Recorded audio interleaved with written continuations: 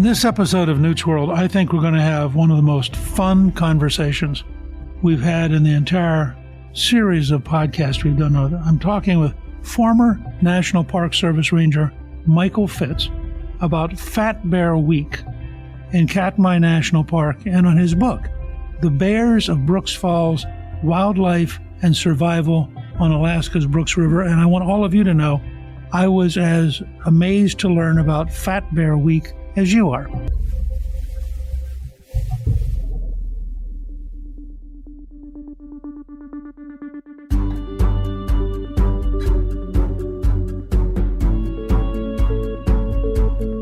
It's great to have Mike joining us, and I want to thank you for joining me on Newt's World. You're welcome. It's a pleasure to be here. So before we get to the fat bears, I'm curious, what drew you to work for the National Park Service? Where did you grow up, and how did you end up in Alaska? Yeah, I grew up in Western Pennsylvania, north of Pittsburgh. When I graduated from high school, I sort of knew that I wasn't quite ready to go straight into the workforce. So I went to community college. I went to state school. I got a degree in Parks and Recreation. I always knew that I wanted to be outside. I wasn't quite sure how to utilize that angle, though. Thankfully, I had some really great professors at Butler County Community College and also at Slippery Rock University. I was able to get set up with some internships at different places. I had a bit of an itch to travel, too, so a bit of wanderlust. And I ended up interning at places in Utah, for example, and various national parks before I got my first paid job. So I really wanted to hop around the nation in a bit of a self-serving sense because I wanted to explore all of these different places. So I got my first seasonal paid position as a ranger at Assateague Island National Seashore on the Maryland-Virginia border, which is a very beautiful barrier island. And then from there, went to different national parks, worked in 9 total before I've kind of transitioned into my current position with Explore.org. So how long were you in Alaska? I started working in Alaska in 2007, and then I spent sort of my last full year there in 2015. But I've been able to stay connected to my national park through webcams, which is this technology that I really would not have envisioned utilizing as a younger individual. It's a remarkable experience to get to watch, brown bears through webcams. It's a remarkable experience to get to watch them in person. But the webcams provide, a person like me who's no longer in that place, no longer at Brooks River in Katmai National Park, the opportunity to stay connected with the park and its brown bears. These webcams enable people all over the world to stay in touch with beautiful places and with exciting animals. Yeah, absolutely. On Explore.org, for example, alone, we have something like 180 live cameras. Some of them are seasonal. Some are active year-round. Our most popular webcams, though, are the ones at Brooks River in Katmai National Park. We have several webcams there. And you can go to Explore.org right now, tune into any of our live cams if you want to, and watch various animals. Like this morning, I was watching polar bears in Manitoba, but later this afternoon, once it gets a little bit lighter in Alaska, I'm going to be tuning in to watch the brown bears. Of course, it's a way to find yourself in different places. And even, we have cameras in Africa. We have many underwater cameras. Do you have a particular interest in bears? I do. I didn't think that I would. When I went to Alaska, I was looking for sort of like that big wildland experience. And I was blown away by the wildness of Alaska. But I quickly fell in love with the bears and their individuality as well. That was something that I really wasn't expecting when I went there my first summer. But watching bears at Brooks River is really unique because many of the same bears that we see come back year after year. So we get to know them as individuals. They're not anonymous bears on the landscape. And many of them come back for their entire lives. So we get to see them as young cubs and we get to see them mature into older adults. When you're watching them, are there unique differences in personalities? Are the bears different from each other? Yes, absolutely. They are motivated by the same basic needs that we are, of course, motivations of reproduction and food, for instance, but they face different pressures and each individual meets those challenges in a different way, for example. So like a mother bear, for instance, one that is fairly popular with the webcam audience, she is numbered 128, but she has a nickname who's called Grazer. She is kind of like the archetypal mama bear highly defensive. It seems like sometimes a bear just has to look in her direction and boom, she charges them and hits them in defense of her cubs. So she has a personality that is somewhat assertive and willing to engage in risk almost. And you have other big adult males along the river who are kind of in the same way, but they're adult males. They're not raising cubs. They're vying for dominance and access to the best fishing spots. There are other bears that maybe are a bit more curious or innovative. We've seen bears try to utilize the waterfall in a different way that we hadn't seen before. So those are, I think, some of the fascinating stories that keep me coming back to watching bears at Brooks River, is that they are sort of all unique individuals. You'll see some that are more aggressive than others, some that are more shy than others. Of course, they're all bears, but once you get to know them, it's like kind of going into a room full of people for the first time. At first you look around, it's like, oh, okay, everyone's a person. But once you meet those people, you see that there's vast differences between us. In terms of mama bear protecting the cubs, are cubs in real danger from large male bears? The danger is real for them. So not all male bears are out there, looking to kill cubs. A lot of the instances that we've seen of that phenomenon, which biologists call infanticide, is somewhat a product of circumstance. In fact, one happened this summer where grazers' cubs washed over the waterfall, and they washed right into this big adult male who's nicknamed Chunk. He was down below the waterfall fishing, minding his own business. All of a sudden, he found this cub basically in his lap, and he ended up attacking it. Grazer rushed in to defend her cub. She saved its life at that time, but unfortunately it died later from its injuries. So yeah, male bears will attack cubs occasionally. Sometimes biologists think it could be motivated by future mating opportunities, because if a mother bear early enough in summer loses her litter, then she might return to estrus, and that could provide a male bear with the opportunity to mate with her. But in a lot of situations, it's just kind of like a cub being in the wrong place at the wrong time. And I think bears usually have an instinct to chase small furry things that might look like food, and that can include bear cubs as well. I was curious because certainly with lions, for example, if a new male lion takes over a group, he will consciously hunt down and kill all the cubs. Partly, I think, to get the mother to go back into estrus, and partly to eliminate whatever the other male lion's genetic pattern was as a future competitor. But they're much more social, I think, than bears are, I think. Yeah, lions are social animals in that they live basically in like permanent social groups. They'll fuse together, they'll split from time to time.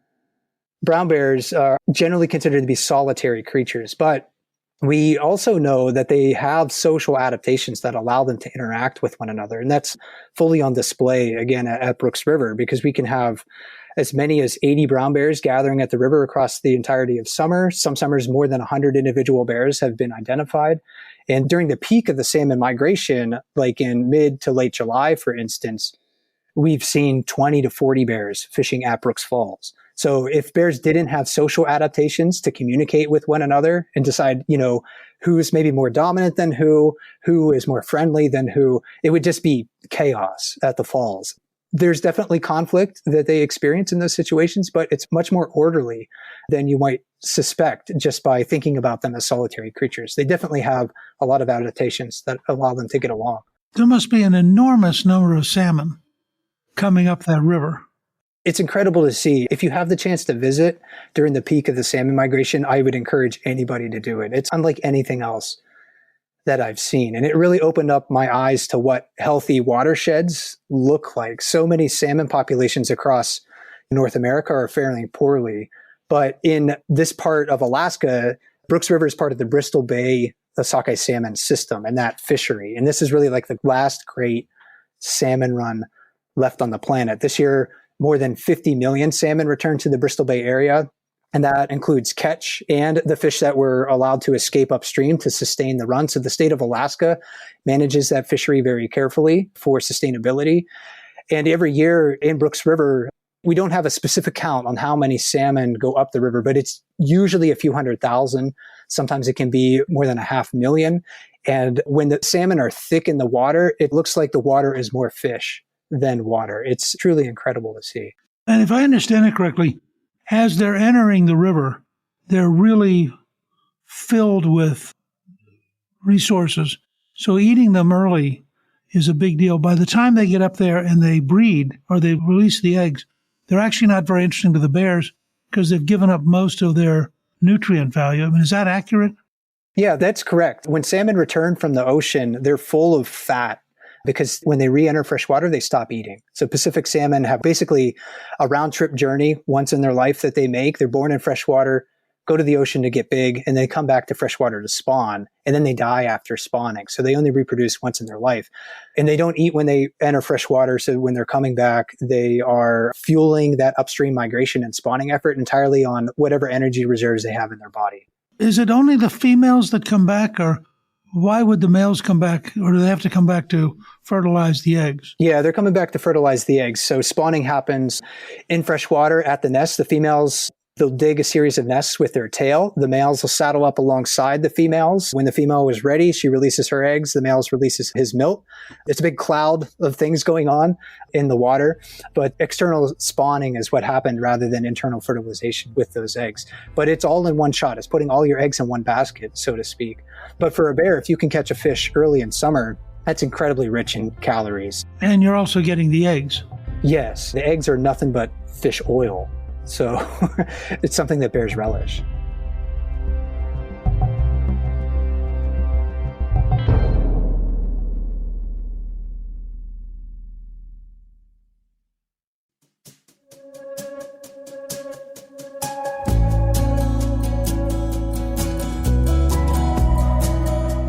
Now, the bears themselves are the second largest bear species in the world after polar bears.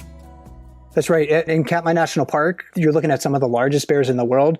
The bears on Kodiak Island are very closely related to Katmai's bears, and they're just separated by about 30 miles of water across the Shelikof Strait in the Pacific. So the bears in Kodiak probably get bigger on average. And polar bears overall, the absolute largest bears ever measured. But we have brown bears at Brooks River right now that are pushing 1,200 pounds, maybe 1,300 pounds at this point in the year. So some absolute giants. Polar bears are enormous and large brown bears. Now, what's the difference between a brown bear and a grizzly bear? Just geographic place, essentially. They're the same species. So scientific name Ursus arctos. It depends on what part of North America you're in. Generally, if you're looking at a brown bear that's living in the interior of North America, away from coastal regions where they may have access to salmon, usually people are calling those grizzlies. So if you go to Yellowstone, for instance, Glacier National Park, the Northern Rockies, or maybe even Denali National Park in Alaska, usually people are referring those to grizzlies. In North America, brown bears, the common name that refers to Ursus arctos that lives more along the coast, has access to marine food resources. But they are essentially the same species. But by mythology, at least, grizzly bears have bad tempers. Yeah, there are differences in body size and temperament, and each population of bears has sort of its own culture in a sense. So bears that live in Yellowstone have this reputation that's well-deserved of being more defensive. I think they have to sometimes work a little bit harder for food. Their populations are at lower densities, historically and currently. So when you have, more competition for food, for instance, or you have less space to find cover if you feel threatened, maybe you feel like you need to stand your ground, for instance, or be more defensive in those situations. So a brown bear in Katmai generally is more tolerant of other bears and sometimes of people than you would find like a grizzly bear in Yellowstone. So in a sense, grizzlies have to actually hunt for nutrition, and Katmai, they have to stand near the salmon.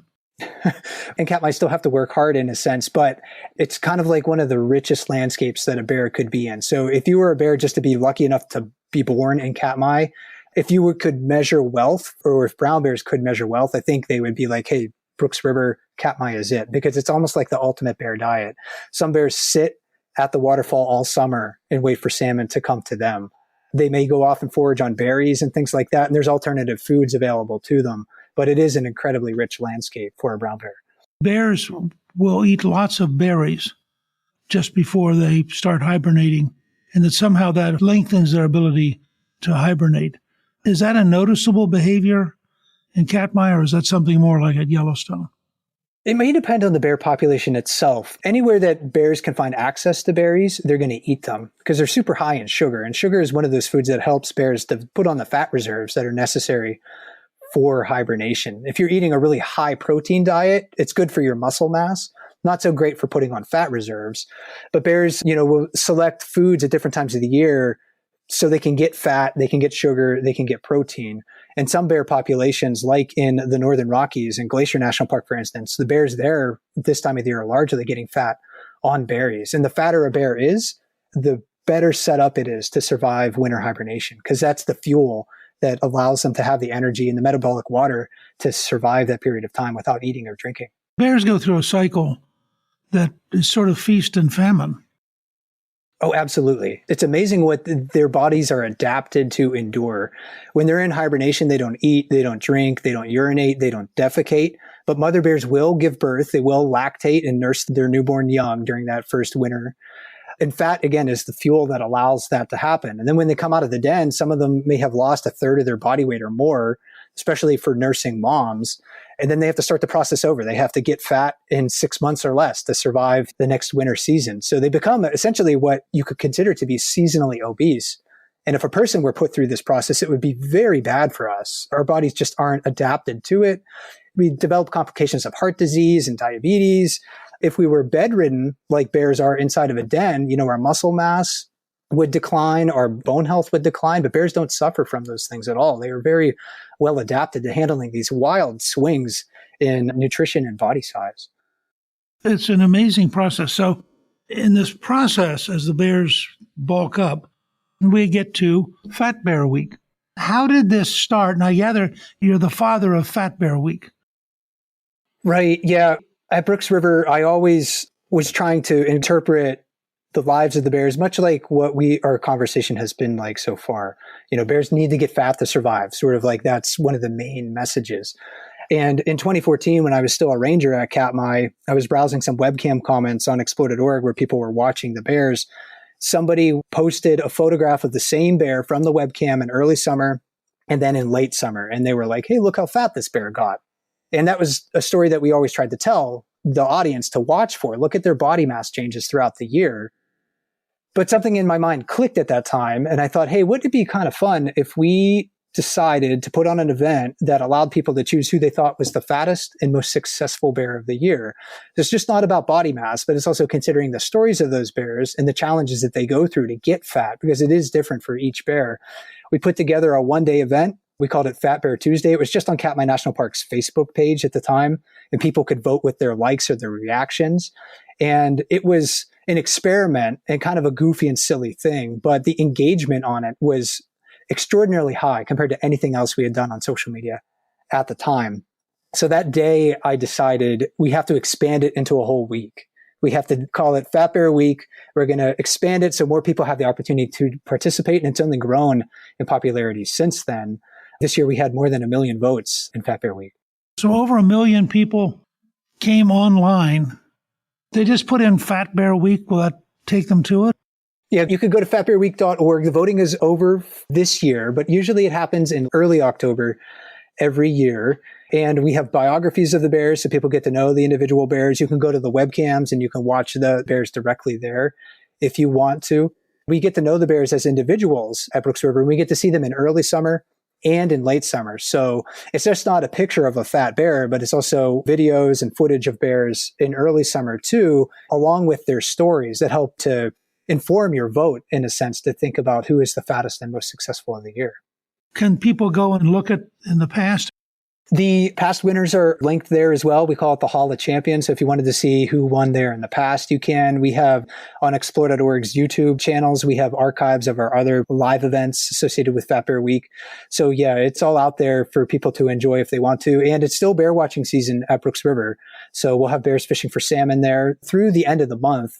The salmon migration period is over right now, and the salmon are focused on spawning. So instead of seeing a lot of bears sitting at the waterfall, you're seeing more bears looking through the river for things they can't swim away. But it's still prime time for bear watching at the river. When they eventually go off to hibernate, is the site still up or does it go down for the winter? Does your site hibernate with the bears? Right.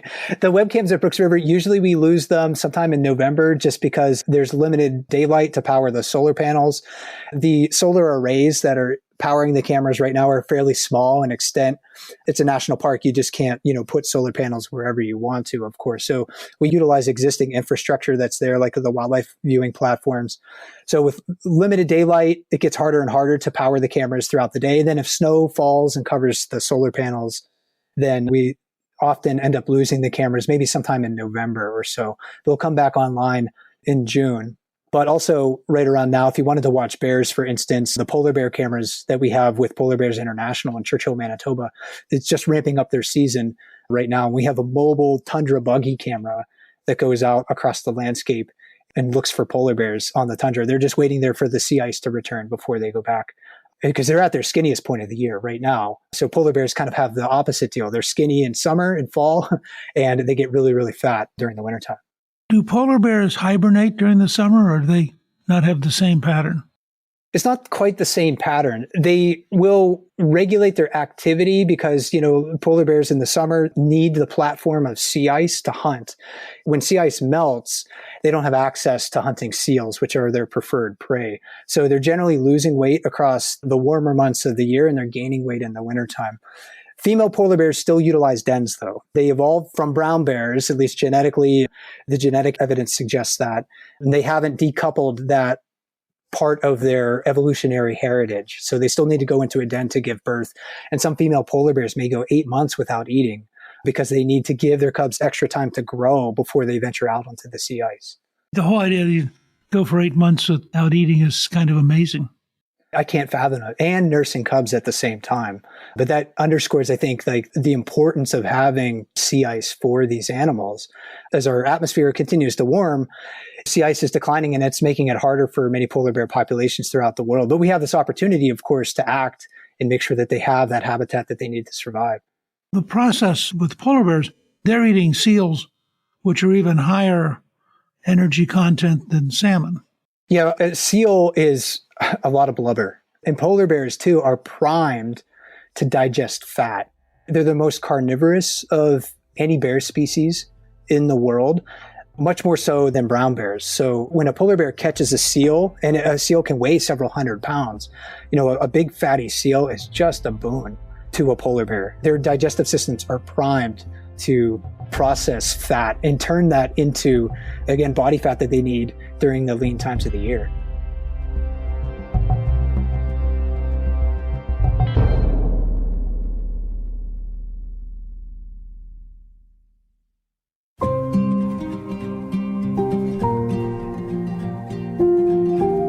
Going back for a second to Fat Bear Week, as I understand it, you had to delay the competition this year because a male bear attacked and killed a female bear. Yeah, we were set to announce the bracket for Fat Bear Week. So we put 12 bears in the bracket. We announced that in a special event that we do on explore.org, and the replay of that is still available online as well. We were going to do it on Monday, September 30th this year, but that morning, we were reminded again of the really harsh realities of the bear world. We love to celebrate the success of the bears.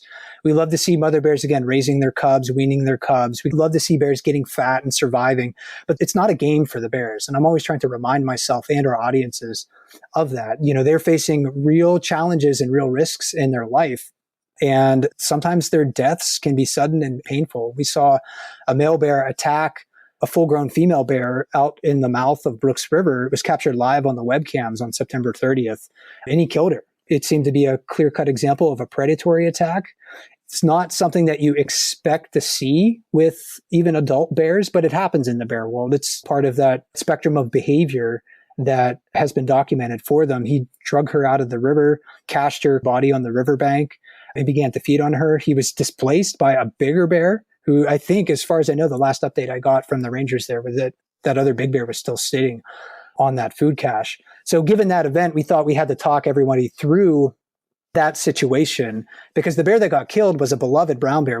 I had known her since 2007. She was first identified at Brooks River in 2001. She had 8 litters total. She was in her late 20s, and we were wondering whether she would come back with a 9th litter next year. So certainly it's a real part of the bear world, and we were helping the audience to find empathy for the bear who experienced a really painful death, but also at the same time acknowledge and help teach the audience about the realities of the bear world. So you think the male saw her as food? Right. Yeah, it's a little bit of a mystery on why he would target her, or whether that was his initial motivation.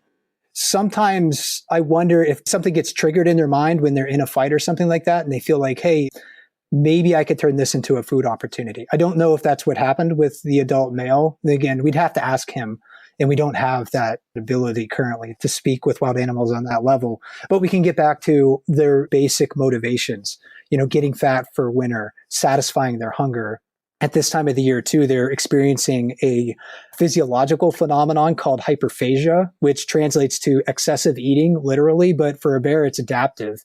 It's the normal mechanisms that tell their bodies that they're full, like their stomach is full. We feel that as well. After like a big meal, we're like, okay, that's enough food. The bears don't feel that right now, based on what we can tell on their hormonal changes in their brain's ability to sort of resist some of those hormones that are produced by their stomach at this time of the year. So that might have had something to do with it, that excessive hunger. But yeah, it was, again, a situation that just reminded us of the real harsh realities of the bear world. Now, in addition to Fat Bear Week and all the things you do with online capability, you wrote The Bears of Brooks Falls. Talk a little bit about why you wrote the book and what you hope people will get out of it. That was a book that is a long time coming for me. I think it was maybe a 10-year process between the time I first thought of the idea and when I was able to actually finish the manuscript for a publisher. I thought there was a unique ecological and historical story to tell about Brooks River. And there had been a lot of information scattered around in different, maybe government publications or general histories of like brown bears here and there, but nothing that really focused specifically on Brooks River. Because Brooks River in itself is unique, not just for its brown bears, but for the combination of characteristics that you can find there. Not only is it a place for brown bears to gather, not only is it a place that hosts rich salmon runs, but it's also been home to people for more than 5,000 years or so. So as soon as basically the glaciers left that area, people moved into that spot. The whole river corridor is a gigantic archaeological site. The Alutiiq and Yupik people still have very close ties to the Brooks River area. And then you have the layer of the modern national park culture put on top of that as well, and how we experience Brooks River, the establishment of Katmai National Monument in 1918, and then its eventual transformation into Katmai National Park in 1980. And how we experience Brooks River today. So I thought that was a story that was worth telling, as well as through the lens of many of the individual bears that we see at Brooks River. Now, you have moved from the Park Service to explore.org. What is explore.org? Explore.org is a philanthropic organization that specializes in live nature cams around the world. So it's free to watch. There's no advertisements on it. You don't need to sign up to watch the cameras. So you can go there 24/7 and always find something to watch. And I feel very fortunate to be able to have this experience with Explore.org to share brown bears and other species with people around the world. So it's an amazing organization, a pretty small team. There's maybe only like 10 of us or something like that run the website itself, but a very dedicated team looking to provide people with meaningful wildlife watching experiences. And you moved from Alaska to Maine, which I think is just interesting to be on both sides of the country, but sticking with winter. Yes. You didn't come south very far. What do you see as the difference? When I was living in Alaska, it was certainly more rural than where I was now. It wasn't on the road system. So if I needed to get like major supplies, I either had to mail order them or I would fly to Anchorage and then I would ship that stuff back. So the park headquarters for Katmai National Park is located in King Salmon on the Alaska Peninsula. It's about 300 miles southwest of Anchorage. Very wild landscape. There's a small sort of road system in that area that connects King Salmon and the airport with another village on Bristol Bay, a commercial fishing village called Naknek. But you're pretty isolated there. You can't get out unless you have a plane or a snowmobile or something like that to get you far, far away. So that's one major difference. But here, in northern Maine, I really enjoy having access, again, to wild lands. It's a different set of wild lands, the forestry here. It's really a working forest that I'm surrounded by, but still thick snow, lots of recreational opportunities. I can get out there. I also enjoy sort of the tradition of people having access to private lands in Maine. Most of Maine is private property, but there's a tradition of letting people cross lands and utilize lands for recreational opportunities in Maine. That's a really special thing about the state that you don't find in other places. I have to say, while we're chatting, I pulled up explore.org, and you have an amazing number of cameras. It's about 180 around the world. Some of them are seasonal. Some of them are year round. But yeah, there's always something to watch. My favorites at this time of the year, besides the brown bears, would be polar bears. The underwater cameras I love to go to. Like we have one off the coast of Honduras that shows a coral reef. That's just amazing. At night, you can see like sharks and other fish swimming by. In the daytime, it's just amazing coral. Wintertime coming up, we have cameras at Warm Springs where you can see manatees, for instance. Cameras in Africa year round. So if you wanted to go on a virtual Africa safari, you could do that any day. It's remarkable. I mean, you have carved out for yourself kind of an amazing life. I feel very fortunate to be able to share, this experience with everybody.